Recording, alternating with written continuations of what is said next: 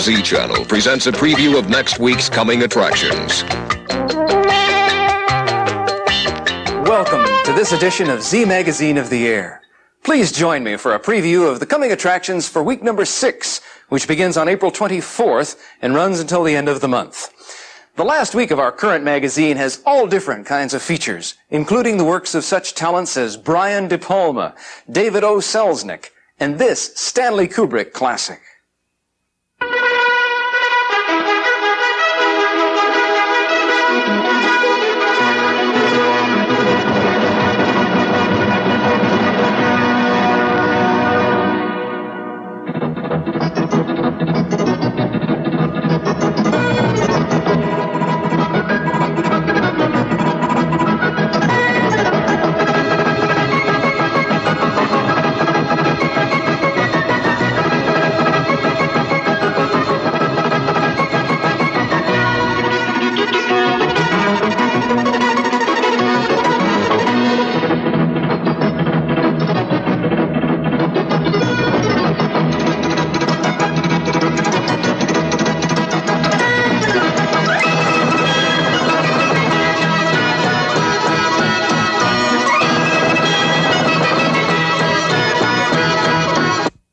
This film could very well have played as part of our Request Playhouse, or even the Fantasy Film Festival, but it's got an almost fanatical following, which brings it under the umbrella of cult cinema.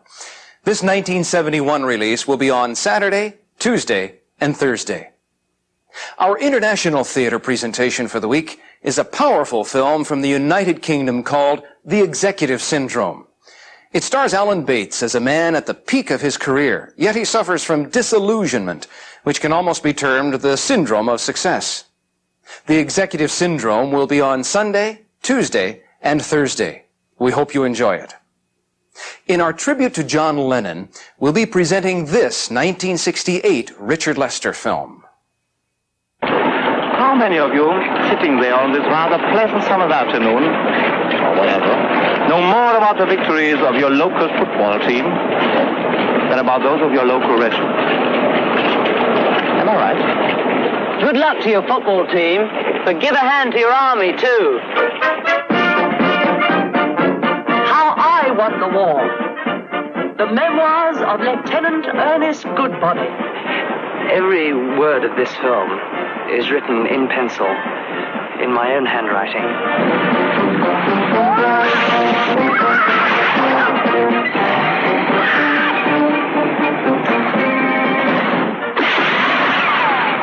We are English. Musketeer Gripweed, my faithful batman. Nice place you got here.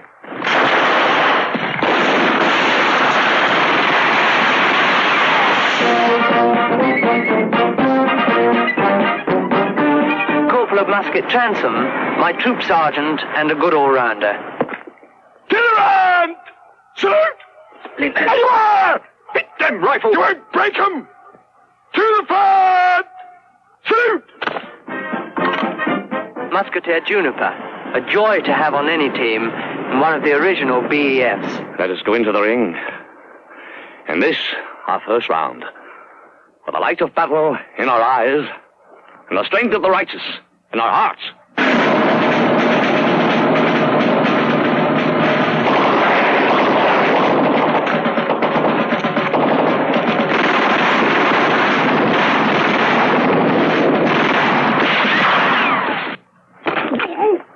I say you can't do that. Say he's a private soldier.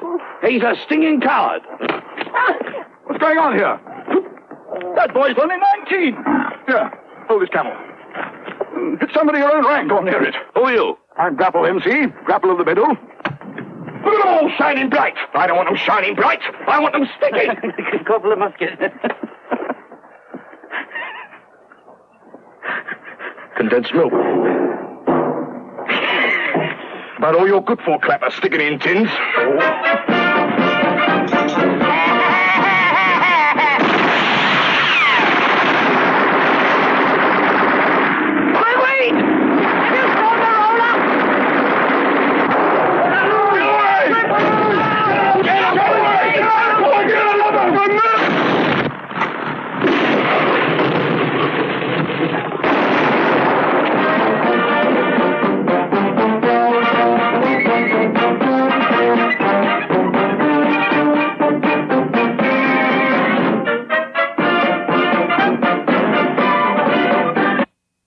It's a rare opportunity to see John Lennon in his only non-Beatle leading role. This surrealistic, satiric war spoof will be on Friday, Saturday, and Monday. One of our full week features for next week is this family-type film. The Double MacGuffin. It's all about getting away with murder.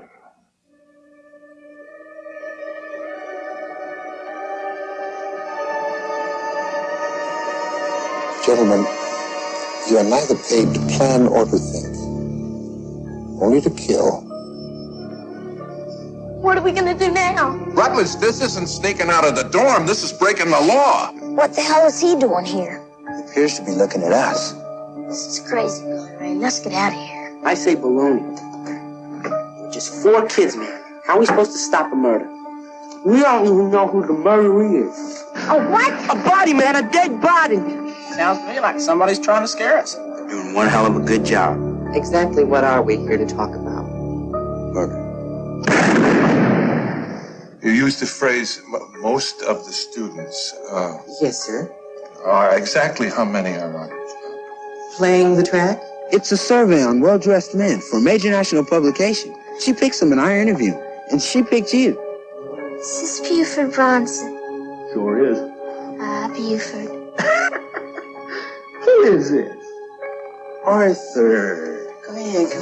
How in the world are you? It's been such a long time since we got a chance to visit. Here, have a seat. Thanks again. You're welcome. Always happy to help you young people understand the law enforcement process. You don't know how much we appreciate it.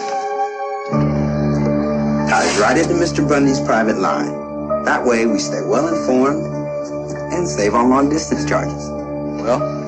No sweat. All right. We're not lying this time, Tally, I promise. Why would we lie about a dead body?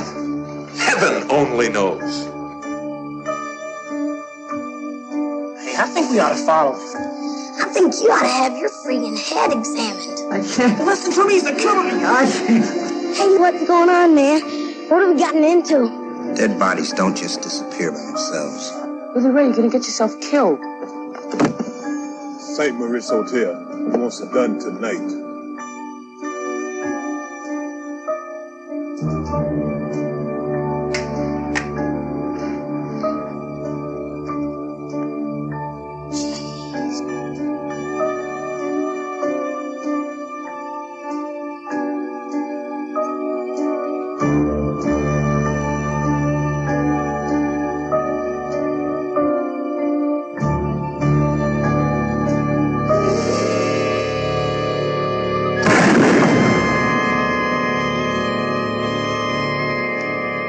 Don't miss The Double MacGuffin, starring Ernest Borgnine, George Kennedy, Elkie Summer as the Prime Minister, and introducing Dion Pride. It's all about getting away with murder. The Double MacGuffin will be on every day next week, except Tuesday. We hope you enjoy it. On the limited engagement series, we'll be presenting a Hollywood classic about Hollywood. It's A Star is Born. And although the movie has been remade quite a few times, this 1937 version is considered the definitive rendition.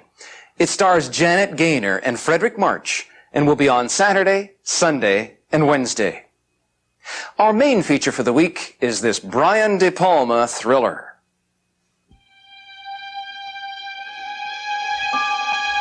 Do you find me attractive? Of course.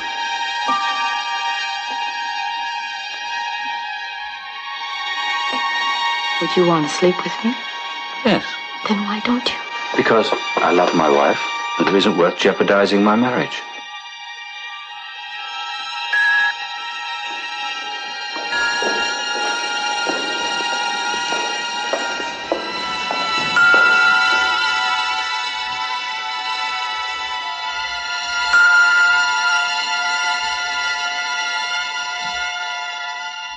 I'm sorry. I shouldn't have been so rude. Thank you for picking up.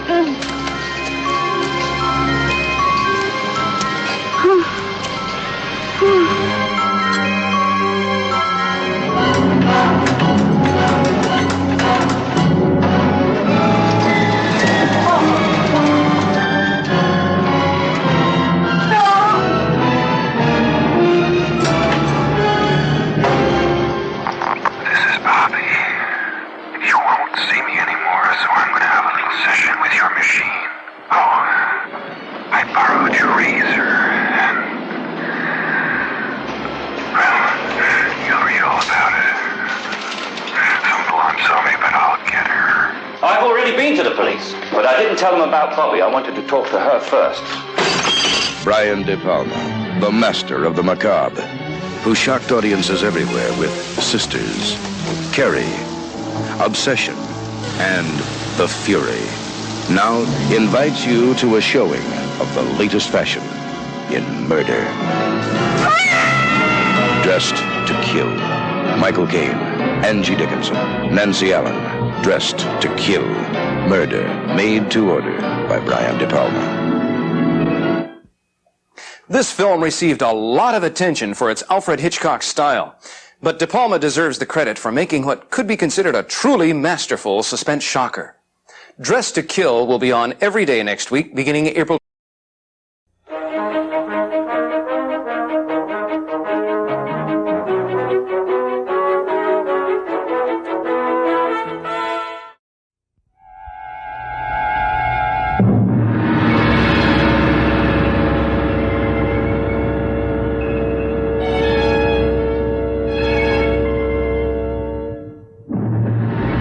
Hello, I'm Mick Garris, and welcome once again to the Fantasy Film Festival, where we show the best science fiction, fantasy, and horror films we can find and show them as they were intended, uncut and uninterrupted.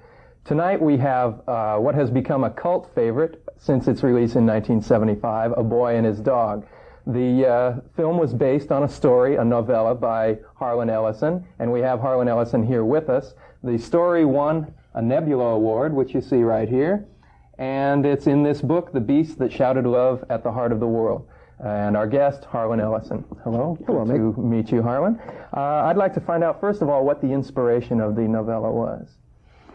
Well, a story never comes from one single place. There are a lot of different inputs that form it. For this particular story, it was basically the confrontation during the 60s of young and old in this country. Principally the week following the Kent State Massacre at Kent State University. I either read or heard a news item that said the Kiwanis in Kent, Ohio, those wonderful fat businessmen, the burghers of our time, got together for their weekly luncheon, you see, and they passed a motion that they felt that the National Guard should have slaughtered all the kids. One of the more charming remarks of our time. And I thought to myself, there is really a huge gap in this country in understanding between the young and the old. And at that time, I had a dog, a Puli, a Hungarian sheepdog named Abu. And the dog, this probably is a sad comment on me, but it's probably the closest friend I've ever had in my life. And I wrote the story for the dog, literally wrote the story for the dog. And it's a study of survival, and all of these things sort of came together. There was also an item, Bert Prolutsky had done it in L.A. magazine in his Westward series, right, about a dog at LAX that sniffed out marijuana. Mm-hmm. And I used that as an element in the story.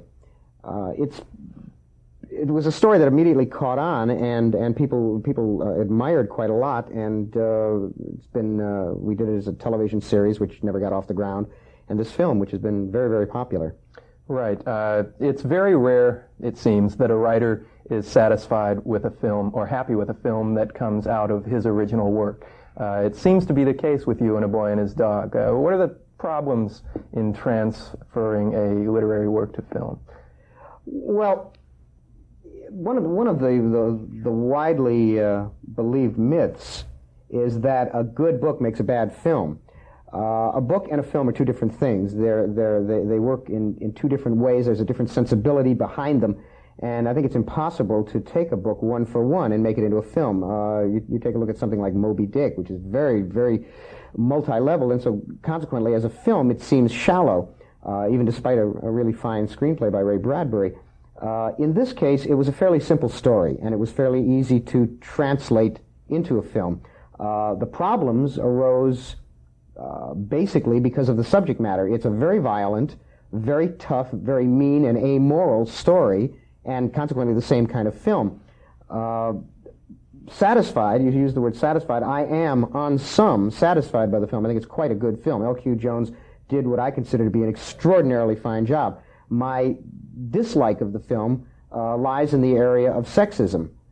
Because LQ, being a good old boy from Texas, doesn't understand that, it seems to me. And when I saw the first rough cut of the film, that was the thing that struck me most, that a lot of his personal feeling about women and male-female relationships had crept into the film, which is very, very, very dangerous in this film because of the ending, which I will not tip or go into, but it's an ending that is easily misunderstood.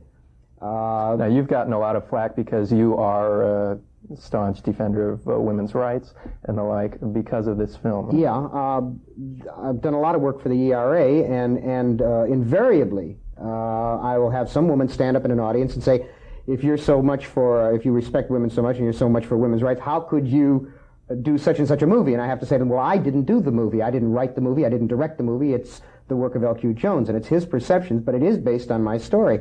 And it's always the ending that they complain about. Well, the ending is perfectly logical in terms of the society that I set up in the story. It's a purely survival society in which, and I patterned it after the historical precedent. In any society where you've had a decimating war, you can take the War of the Roses or the Crusades, the things that become of value to the average person are a place to sleep, food, and weapons, and women become chattel. They become part of the prize.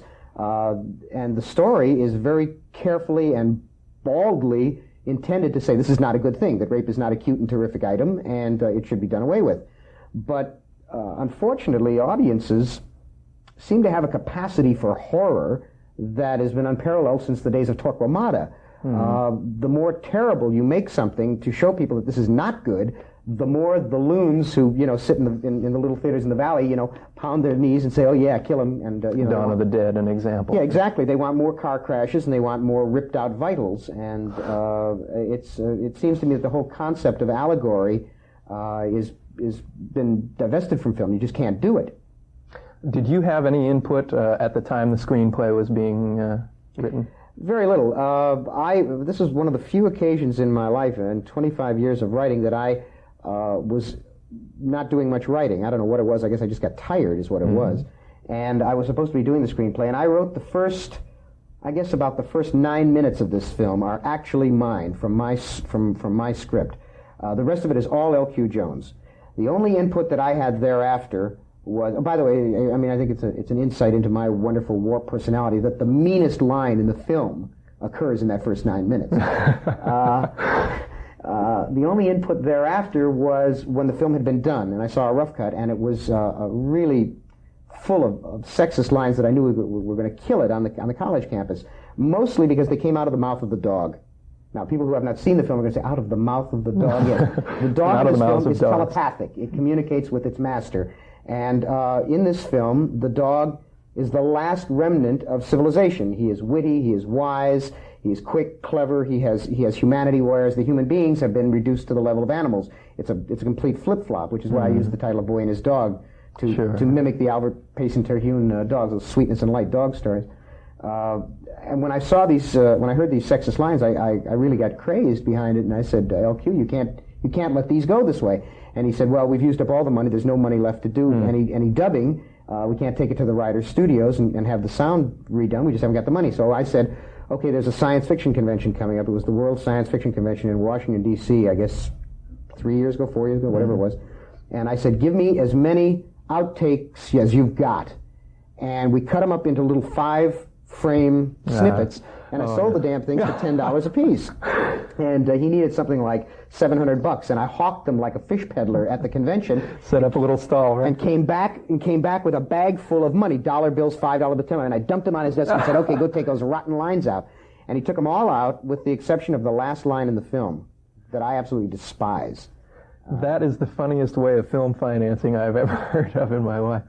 What happened to the TV show? I know there was a sequel and a prequel story, weren't there, that you wrote? Yeah, well, there is a prequel to this story, A Boy and His Dog, called Egg Sucker. And it's a short story, and it's been published. And the sequel is called Blood's a Rover, from the poem, that's one of us, not totally blown away who wrote the poem, for Blood's a Rover that never rests, or something, blah, blah, blah. And the dog's name is Blood, and he's a dog and is a rover, and wonderful, clever play on words. Anyhow, moving right along. Yes. Was there the TV show, were these to be drawn from these stories in addition to the original? Or? No, the original was not to be used at all. It was a combination of Egg Sucker and A Boy and Blood's a Rover. I see. And what happened was that after having been affiliated with LQ, LQ is not one of the easiest human beings in the world to deal with. I'm being politic in saying that. Right. He has a personality that is a cross, I suspect, between Jack the Ripper and Vlad the Impaler.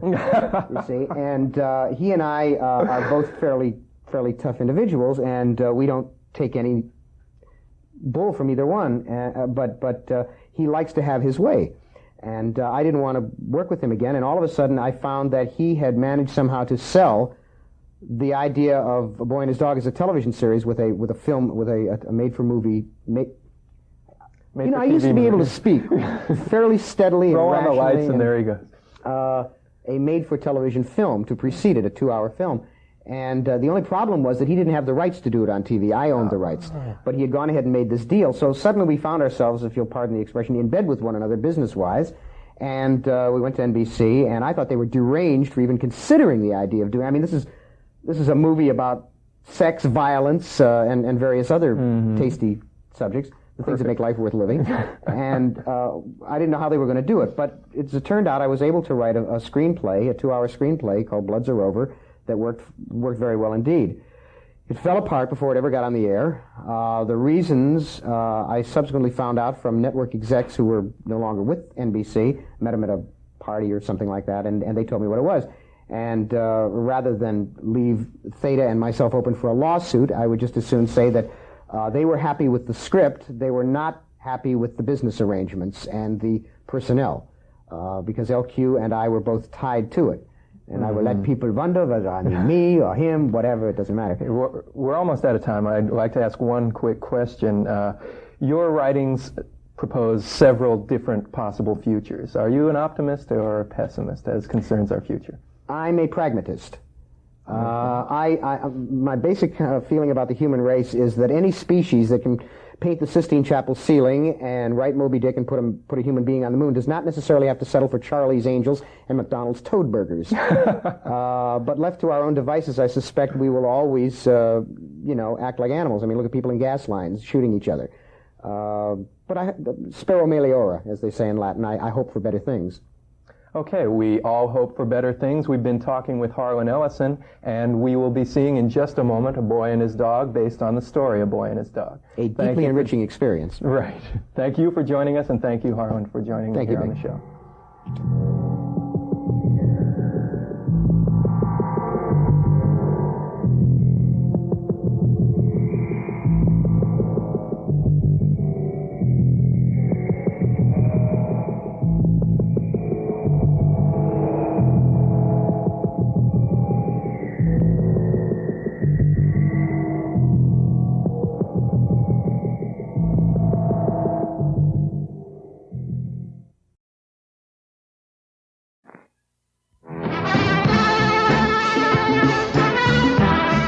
The Z-Channel staff and management would like to help start the new year off with a treat. On January 1st at 1 a.m., the Z-Channel will preview the Academy Award-winning motion picture, Rocky. Gene Shalit of NBC TV says, let's say it right at the beginning. Rocky is one of the best movies of the year. 4 stars, says the New York Daily News. Rocky is a glowing tribute to the human spirit, a wonderfully tender love affair. It's the creation of a truly sensational new talent, Sylvester Stallone. Judith Crist of the Saturday Review calls Rocky a delightfully human comedy, a sincere, rousing film that raises the spirit and gladdens the heart. John Simon of New York Magazine calls it a charming, grimy, and beautiful fairy tale. Rocky hits right on the button, says Charles Champlin of the Los Angeles Times. Rona Barrett of ABC TV calls Rocky a total triumph, a definite Oscar contender. Newsweek says Rocky is a knockout. Rocky, starring Sylvester Stallone. Rated PG. That's January 1st at 1 a.m. Don't miss it.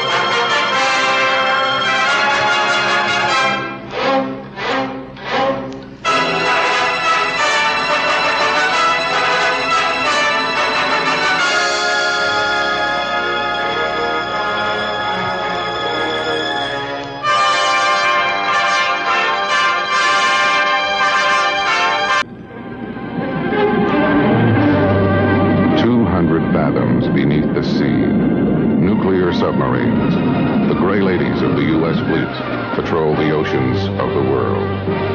60 miles off the New England coast, the USS Neptune is almost home. Captain, we got a contact at 315 degrees, 3,000 yards on course 270. That's a collision course with us. Captain, he's... I know. Helm, bridge. Right full rudder, all ahead full. Sound the danger signal. Hi, Captain.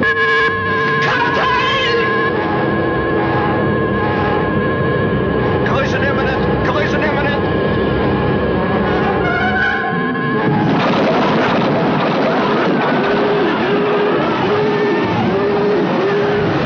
Full dive on bow planes. Try to get her leveled off. Fathometer's reading a ledge or something? How deep? I can't tell, sir. We're sinking too fast. 1,300 feet.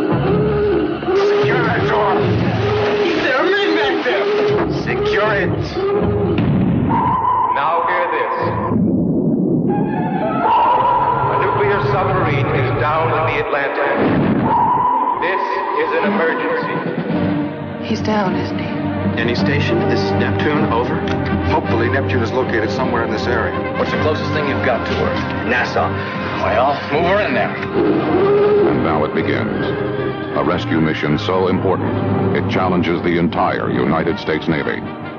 One large slide might cause the submarine to slip off the ledge, and it's a 2-mile ride to the bottom. We don't have many options. Any. The only hope, an experimental rescue vehicle that has never been tried before. Reading it here. Bring it up. No. We've got to see what happens to the sub. Any station? Any station? Sir, we've lost communication with Neptune. Charlton Heston, We must have had an avalanche down here. I don't know what's on top of this. David Carradine, We can dig those guys out. Stacy Keach, It's a miracle anybody's alive in there. Ned Beatty, At least this time we know it's coming. and Ronnie Cox. We didn't have to surface. If we could blast away just a section of that rock, there'd be no more obstruction. But listen, it's not placed just right. We're gonna put one hell of a hole in that sub. Stand by for countdown. Nassau, are you still reading us? Over. 15 seconds from... Mark. 14, 13, 12, 1,400 feet 10, below the surface. 9, With 8, 5 hours of air, 7, 41 men. 5, Wait. 4. Leave the worker blows to kingdom come. 1. Execute.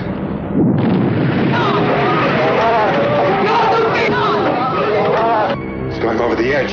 Gates? No! No! Over. Any station, this is Neptune. Mayday. Mayday. Any station. This is Neptune. This is Neptune. Are you reading? Over.